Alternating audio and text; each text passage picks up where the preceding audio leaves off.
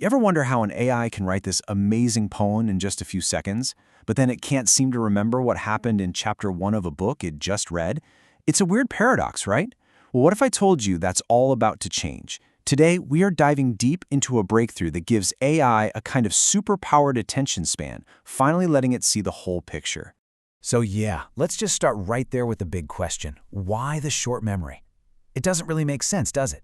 These incredibly powerful models, and yet they have this critical flaw that feels, well, almost human.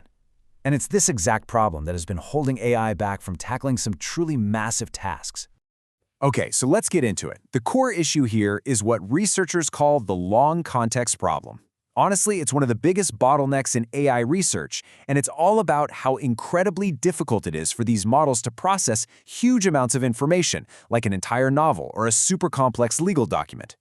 See, the reason for this is baked right into how these AI models pay attention. To understand context, they have to connect every single word to every other word. Now, for a short sentence, no problem, that's easy. But as the text gets longer, the work just explodes. It doesn't just get a little harder, it gets unimaginably, exponentially harder, and way more expensive with every single page you add. And here's where it gets really weird. Researchers found this bizarre side effect they started calling attention sinks. Get this. Standard AI models waste a staggering 47% of their brain power just staring at the very first word in a text. It's like this nervous tick that hijacks almost half of the AI's ability to think about anything else. To put this whole scaling problem in simple terms, just think about being at a party. If you've got a few guests, you can kind of keep track of all the conversations. But if you double the number of people in the room, you don't just double the conversations, you quadruple them, because now everyone can talk to everyone else. That is exactly what's happening inside the AI, and the cost just spirals completely out of control. For years, researchers had basically two main ways of trying to fix this, but both of them came with a huge catch. It was this classic trade-off, forcing them to choose between an AI that was fast and one that was smart, but never, ever both. And this slide just lays out the dilemma perfectly. In one corner, you've got sparse attention. This thing is lightning fast because it basically just skims the text and picks out a few key words. But, and it's a big but, it was super unstable and it still had that wasteful attention sink problem. In the other corner, you've got gated attention. This one is the brainiac. Super stable, amazing quality, it reads every single word. The catch? It was just as painfully slow as the original method. So you had to choose, speed or quality. But what if you didn't have to choose? And this, right here, leads us to the breakthrough, a brand new architecture called Gated Sparse Attention, or GSA. And it proposed this radical idea. What if you could combine those two flawed solutions to create one that was nearly perfect? The key insight, which is captured perfectly in this quote from the research paper, is that these two approaches weren't just compatible, they actually made each other stronger. The smart, stabilizing, gating part could act like a quality filter, helping the fast, sparse approach make much better choices about what to focus on. And in turn, the speed of the sparse approach freed up the whole model to focus its full power only on the stuff that really mattered. And so that gives us our definition.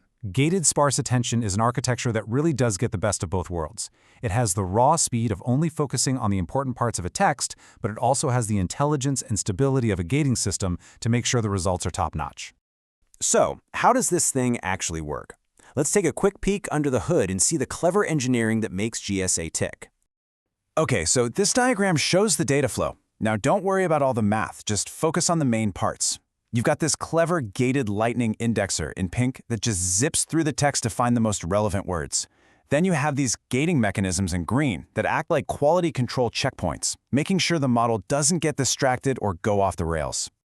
We can actually break this down into 4 simple steps. First, an initial gate kind of acts like a bouncer, just filtering out all the obvious noise right from the start. Second, that smart indexer quickly scores and selects only the most promising words. Third, the AI does its heavy lifting, its deep analysis, but only on that hand-picked selection. And finally, a second gate does a final quality check, deciding if the output is good enough to pass along. It's a whole pipeline just built for speed and intelligence. Okay, so the theory is super elegant, but does it actually work in the real world? Let's look at the results, because the numbers here, they're truly impressive. First up, speed.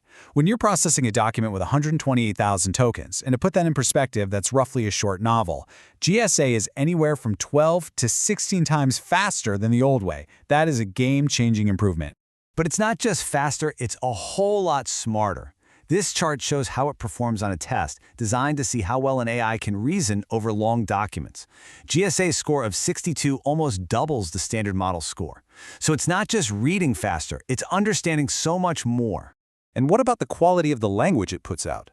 This table shows something called perplexity, and here a lower score is better. And yep, GSA once again comes out on top, which proves it's more accurate and more coherent than the older models. So faster, smarter, and a better writer.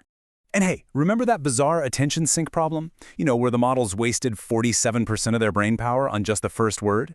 Well, this is the after picture. GSA drops that wasted attention to less than 4%. The problem is basically solved, freeing up all that power for useful work.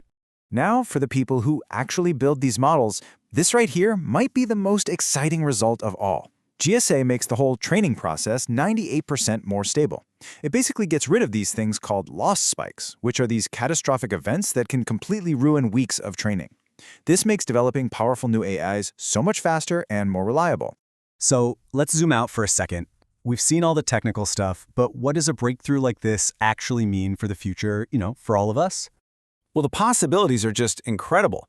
I mean, imagine an AI that can analyze an entire legal case, including decades of old court records, in just seconds. Or an AI that can read all the medical research ever published on a disease and find hidden connections that humans just missed.